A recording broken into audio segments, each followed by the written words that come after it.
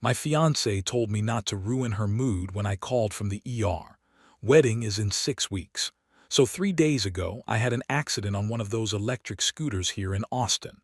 Yeah, I know, but hear me out. I was leaving work around 7 p.m., took my usual route home, and some asshole in a pickup truck cut across the bike lane without looking. I swerved hard, hit a curb, and went down. Hard. I'm talking road rash on my hands and forearm. My knee basically exploded through my jeans, and I smacked my head even with the helmet on. Some lady stopped and called 911 because I was just sitting there bleeding on the sidewalk trying to process what happened. The paramedics said I was lucky, could have been way worse, but I still needed stitches and they wanted to monitor me for concussion. So I was in the back of the ambulance, and my first instinct was to call my fiancée, Alina. She'd been in Miami for the past 4 days on her bachelorette trip with her bridesmaids. Big group, like 8 girls, rented a house on South Beach, the whole Instagram-worthy deal. I called her around 8 p.m. her time. She picked up after 5 rings, and I could immediately hear it, that bass-thumping club music, girls shrieking and laughing in the background, the sound of people having the time of their lives. "Hey babe, what's up?" She sounded happy, carefree. I almost didn't want to tell her. "Alina, I had an accident. I'm in an ambulance heading to the ER. Nothing life-threatening, but I'm pretty banged up and they need to stitch." "Wait, what?" More laughing in the background, but not at what I said. Someone was doing something funny near her. "Hold on, babe," She pulled away from the phone. I heard her yelling to her friends, "Stop, I can't hear him." Then she came back. "Sorry, what happened? Are you okay?" I explained again. "The accident, the ambulance, the ER." I tried to keep my voice steady, but honestly I was shaking. Not just from the pain, from the adrenaline crash, from the realization of how bad it could have been. Her response: "Oh my God, that sucks. But like, you're okay though, right? They said you're okay." "I mean, I'm going to need stitches and okay, but nothing's broken. You're not dying." She laughed a little when she said it, like it was a joke. "No, I'm not dying, but Alina, I'm." "Babe, I'm literally about to get in the car to this beach club. We have a whole table reserved and Jess already posted stories and everyone's waiting. Can we talk about this later? You said you're fine, so just get the stitches and rest, okay? I'll call you tomorrow." I sat there with the phone against my ear, watching the paramedic adjust my IV, and I didn't know what to say. "Alina, I really need you right now." There was a pause. Then, "Mark, come on, don't do this. Don't be that guy who ruins the bride's mood over some minor crisis. I've been planning this trip for months. You know how much this means to me. Don't ruin the bride's mood over some minor crisis." I felt something cold settle in my chest. "Yeah, okay, have fun. Thank you, love you, babe, feel better." And she hung up. I got to the ER and sat there alone, surrounded by people who all had someone worried for them. I texted my sister Grace eventually. She lives 20 minutes away and she showed up in no time. She stayed with me while they stitched up my knee, 14 stitches, cleaned out my road rash, did the concussion protocol. She kept asking if I'd heard back from Alina. I hadn't. Around midnight, I sent Alina a photo of my hospital bracelet and the bandage on my arm, just so she'd know this was real, not me being dramatic. She read it, didn't respond. But at 1 a.m. she posted an Instagram story, a video of her and her friends clinking champagne glasses on some rooftop, caption: "Living my best life with my best girls." Grace saw me looking at it. She didn't say anything, but I could see it in her face. That look that says, "Are you freaking kidding me? I'm back at Grace's place now. She brought me here yesterday morning and flat out refused to let me stay alone in my apartment, even though I kept insisting I was fine." Well, I'm not. But somehow it feels easier to pretend I am. Alina finally called this morning, not to check on me, to tell me about this amazing restaurant they went to last night and how the owner gave them free dessert when they told him about the bachelorette party. She asked how I was doing almost as an afterthought, and when I said still pretty sore, she said, "Aw, poor baby. I'll take care of you when I get back." Comforting, right? I keep thinking about the last 6 months of wedding planning. Alina wanted this big, Pinterest-perfect wedding. We're talking 150 guests, destination venue in the hill country, the works. And I've been the one coordinating with the planner, reviewing contracts, handling deposits, managing the budget spreadsheet, dealing with the venue and the caterer and the photographer. Alina's been focused on the fun parts, picking her dress, planning the bachelorette trip, working with her bridesmaids on their looks, creating mood boards for Instagram. Which fine, that's her thing. But I'm starting to realize that when she says we're getting married, she means I'm having a wedding. And you know what question has started to form in my head? Do I even exist in this equation, or am I just the groom-shaped accessory she needs for the photos? Update 1. It's been 4 days since my original post. I've read every single comment, even the ones calling me a doormat. Some of you were harsh, but you weren't wrong. So I spent the day after my post just looking at things, our apartment, our relationship. The wedding planning documents spread across my desk, and the pattern became pretty freaking clear. Let me walk you through what I found. The wedding planning folder on my laptop has 127 files in it. Budget spreadsheets, vendor contracts, timeline documents, seating charts, menu selections. I created all of them, every single one. There are contracts I've negotiated, deposits I've tracked, vendor meetings I've scheduled and attended. Alina's contribution, a Pinterest board called Dream Wedding with 847 pins. Our bank account shows $38,742 in wedding expenses so far. I paid $29,000 of it. Her parents contributed $8,000. Alina herself. $1,742 for her dress alterations. I found text chains with her bridesmaids where they're planning the bachelorette trip, talking about photographers for content creation, discussing how to coordinate their outfits for maximum Instagram impact. Not once in those conversations did anyone ask how the actual wedding planning was going. Just, will the venue look good in photos? And make sure we get gold in our shots. I looked at her Instagram.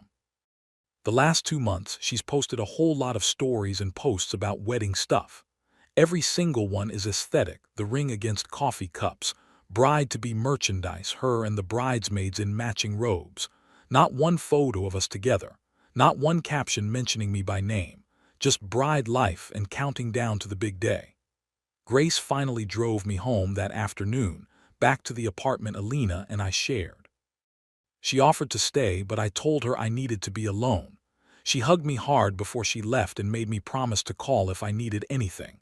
The apartment felt different walking in alone. Quiet. Alina's stuff was everywhere, her makeup on the bathroom counter, her shoes by the door, her bride-to-be mug in the sink. But she wasn't there. She was still in Miami, posting stories about mojitos and sunset. I couldn't sleep that night. Around 2 a.m., I got up and limped to the dining table where all the wedding planning documents were spread out. And there it was, this beautiful leather portfolio the wedding planner gave us. Inside was the schedule for the day, every detail planned down to the minute. Cocktail hour, first dance, cake cutting, bouquet toss. This perfect choreographed event that cost nearly $40,000. I sat there in the dark, just staring at it. And I thought, who is this wedding for? Not us, not our relationship. At 3:47 a.m., I picked up my phone and opened the wedding planner's email. I sent her an email with the subject line, cancellation. I told her I needed to cancel everything. The venue, the catering, the photographer, the DJ, the flowers, all of it. Told her to proceed with whatever cancellations were possible. I'd eat the deposits if I had to. She responded at 8 a.m. I'm so sorry to hear this. Let me start making calls. I'll minimize your losses as much as possible. By that evening, she'd sent me a detailed breakdown. Because we were still 6 weeks out, we'd actually get about 60% of our money back. The venue had a clause about cancellations 45+ days out. Same with the caterer. We'd lose the deposits on some things, but overall, I'd get back about $23,000. Grace helped me pack over the next 2 days. She took time off work and we moved all my stuff to her spare bedroom. I left Alina's stuff untouched. I didn't trash anything or leave a dramatic mess. I just removed myself. On our kitchen table, I left 3 things. The leather portfolio from the wedding planner with all the cancellation confirmations inside, my apartment key, and a note. The note said, "Since you've decided I'm only worth your time as a prop for your Instagram wedding, not when I'm in the ER getting 14 stitches in my knee, I figured I should leave and give you all that time to yourself. You know, to not ruin your mood." Alina came home from Miami the next evening. Apparently, Alina was still on a high from the trip, talking about how amazing it was. She Ubered from the airport with 2 huge suitcases full of bachelorette outfits and decorations. And how do I know all that? Because with Alina, it's impossible not to. She posts every detail online.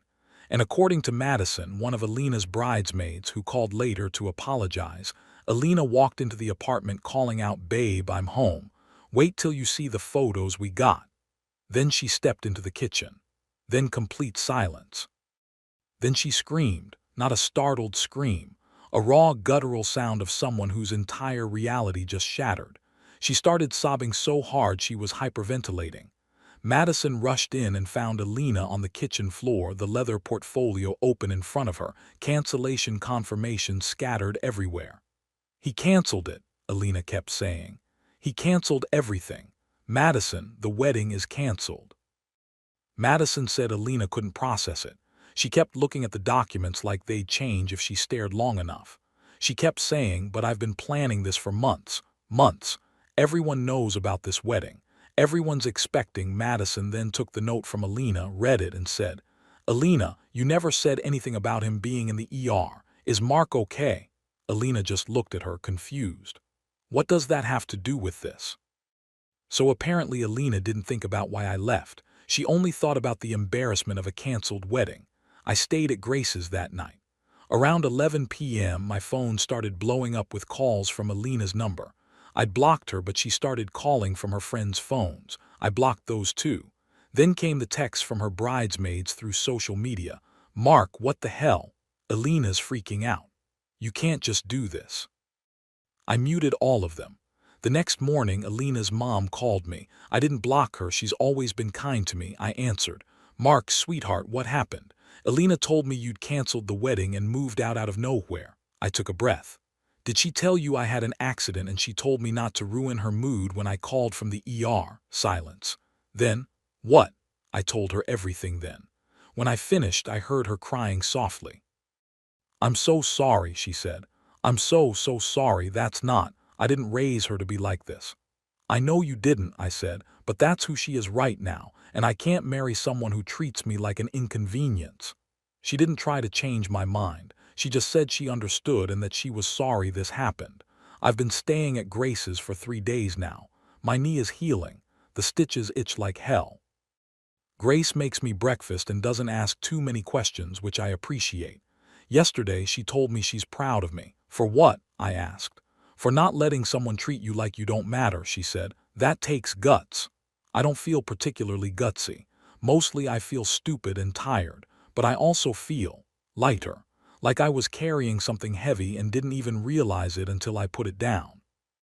Alina's still trying to reach me through various people. Her friends are posting cryptic Instagram stories about loyalty and communication. I don't care, I'm done. Well, except Madison. She's the only one staying out of this.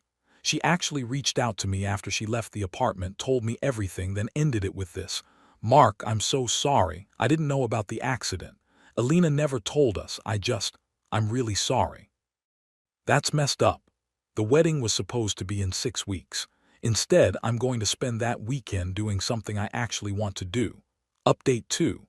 A lot has gone down in the past 5 days, and honestly, I just want this chapter closed.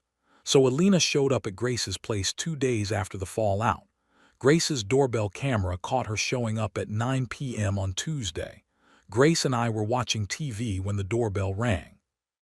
Grace checked her phone and saw Alina standing there in leggings and an oversized sweatshirt, hair in a messy bun, looking like she'd been crying for hours. Grace asked if I wanted her to answer. I said no. Alina rang the bell 4 more times, then started knocking. Then she started yelling through the door. "Mark, I know you're in there. Please just talk to me, please." Grace and I sat on the couch in silence while Alina had a complete meltdown on her front porch. She went from yelling to crying to begging to angry again. At one point she screamed, You can't just cancel a wedding without talking to me first. Do you know how humiliating this is? That line right there told me everything I needed to know. After 20 minutes, Grace's neighbor came out and asked Alina to leave or he'd call the police. Alina finally left. We watched on the camera as she sat in her car for another 30 minutes, just crying and looking at her phone. The next day, Wednesday, I started getting even more messages. Not just from Alina and her friends, but our mutual friends, my friends. People from my gym, guys I play basketball with, couples we used to hang out with. All of them confused, asking what happened. Apparently, Alina had posted on Facebook saying she was devastated and confused because I'd suddenly ended things without explanation, and she was trying to understand what she did wrong. No mention of the accident, no mention of her response, just a very carefully crafted narrative where she's the victim.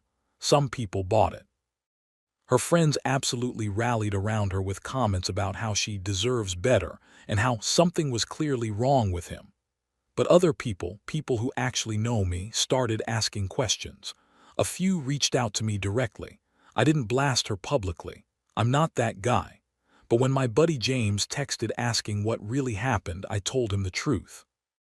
I sent him screenshots of the hospital bracelet photo I sent her that she never responded to and the story she posted that same night. James said, "Holy shit, man, I'm sorry." Word spread.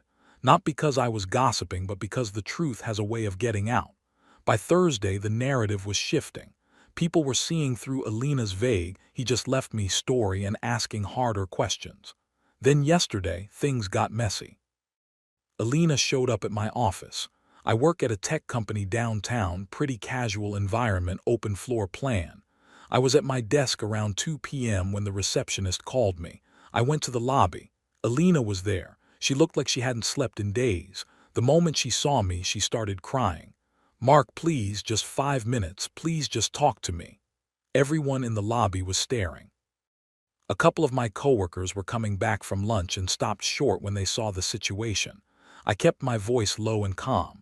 "Alina, you need to leave. We're done. There's nothing to talk." "You can't just erase me," she said, louder now. "We were going to get married. You owe me an explanation. You owe me." "I don't owe you anything," I said. "You showed me exactly who you are. Now please leave before I call security." She looked at me like I'd slapped her. Then her expression changed from desperate to angry. "Fine. I hope you're happy, Mark. I hope you're happy ruining everything."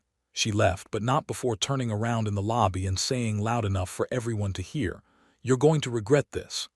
10 minutes later, she posted on Facebook, "Just tried to talk to my ex-fiancé like an adult, and he threatened me with security guards."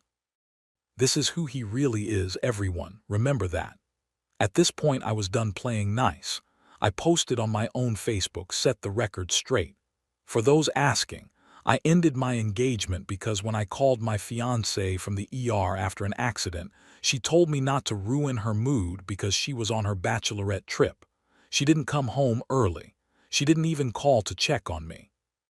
So I made the decision to walk away, and I stand by it. I wish her well, but we're done. Please respect my privacy. I didn't tag Alina, just included all the screenshots. Within an hour, I had 60+ comments, almost all supportive. A few of Alina's friends tried to defend her, saying I was only telling one side and there was more to the story. But most people got it. Alina tried to call me from another new number last night. I didn't answer, but she left a voicemail. I listened to it once. It was 10 minutes of her crying and saying she made a mistake, that she panicked and didn't know how to handle it, that she loves me so much and we can work through this. Not once did she actually apologize. I deleted the voicemail. My knee is healing well. The road rash is fading. The stitches come out on Monday. Physically, I'm getting better. Emotionally, I'm getting there. Some of the guys from my basketball league reached out and asked if I wanted to grab drinks tonight. I said yes. It'll be the first time I've really gone out since everything happened. Grace said she's proud of me. She keeps saying that. I'm not sure I'm proud yet, but I'm okay. And that's something.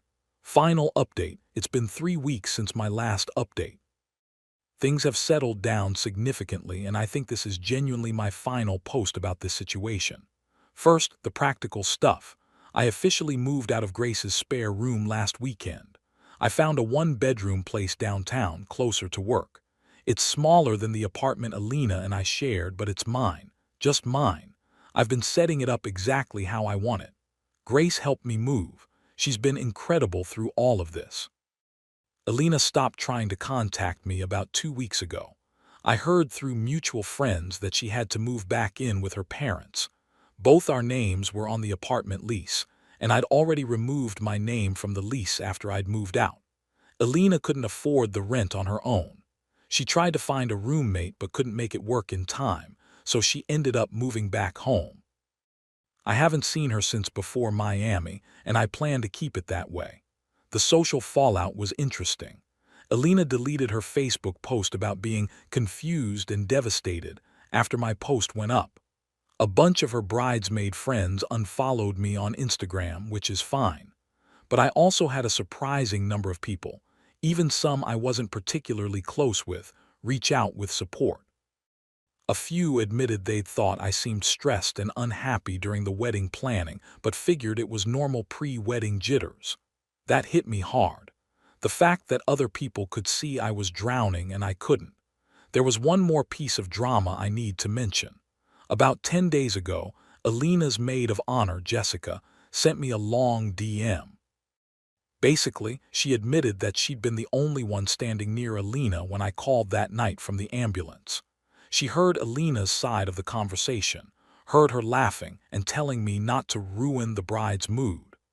Alina never mentioned the accident to the other bridesmaids, so they had no idea what happened. Jessica said she felt uncomfortable about it in the moment, but didn't say anything because it was Alina's weekend, and she didn't want to cause tension in the group.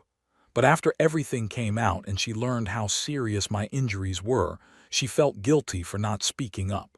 She apologized and said she hoped I was doing okay. I'm not sure how I'm supposed to feel about that. At least Madison didn't know and immediately stopped enabling Alina once she found out. But Jessica knew from the very beginning and still went along with it, so I just didn't reply. Last week, I went back to the ER to get the stitches out. The same nurse who treated me asked how I was healing.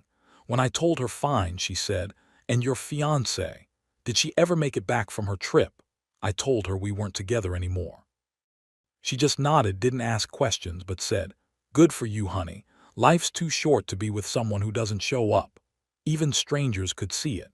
The money situation resolved cleanly. I kept my half of the refunds, sent Alina hers, made sure her parents got their contribution back since it was supposed to be a gift to both of us. I'm not trying to screw anyone over financially. I just want out. As for what's next, I'm focusing on myself for a while. I joined a climbing gym and have been going 3 times a week. It's good for my head. I'm reconnecting with friends I'd been too busy to see. Last weekend, James and I drove out to Enchanted Rock and hiked for 6 hours. Didn't talk about Alina once. Just talked about normal stuff, work, sports, life.